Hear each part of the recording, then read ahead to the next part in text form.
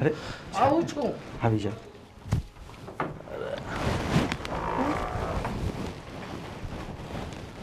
અરે આવો ધનરાજ શેઠ, કેમ છો?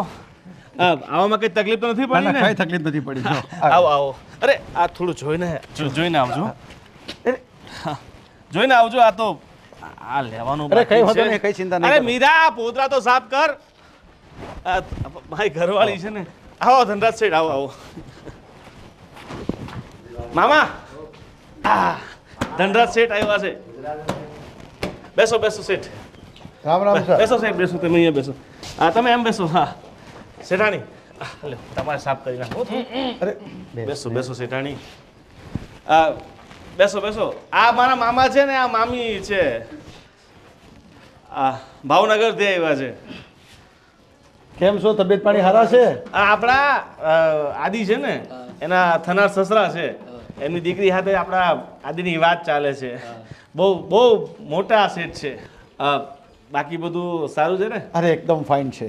તમે ખેતીવાડી જાતે કરો છો કે બીજા કોઈકને આપો છો? અરે મારી ગામમાં 120 વીઘા જમીન છે. અરે તમારું તો નામ છે આખા ગામમાં અને આજુબાજુના બધા ગામમાં. તમારા જેવું નામ કોઈનું નથી. આ સૌથી વધારે રૂપિયાવાળા છે ને મામા, આ ધનરાજ શેઠ જ છે. અને મારે ખેતીનું કામ કરવાનું ન હોય, બધા માણસો જ કરે. આપણે જ ખાલી બેવન હોય વડલા નીચે, બીજું કાંઈ નથી કરવાનું. સાચું છે. આદિત્ય ભાઈ ક્યાં છે? જો આ તારા સસરા આવ્યા છે. અરે થનાર સસરા આવ્યા છે. જેમ સમજો તમે.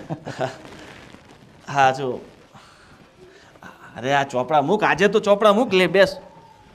આજે તો ચોપડા મૂક. તને એક્ઝામની તૈયારી ચાલતી લાગે છે. હા, એ નોકરી માટે તૈયારી કરે છે. અને મારો ભાઈ છે ને, મને એવું લાગે છે કે એક દિવસ આ ગામમાં સૌથી ઊંચી પોસ્ટમાં પહોંચશે.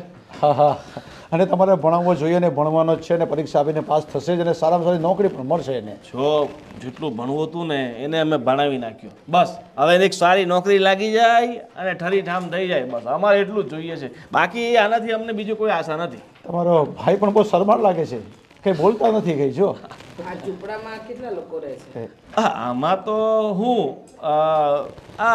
આની ભાભી અને મારા દાદીમાં છે ઈ. પાણી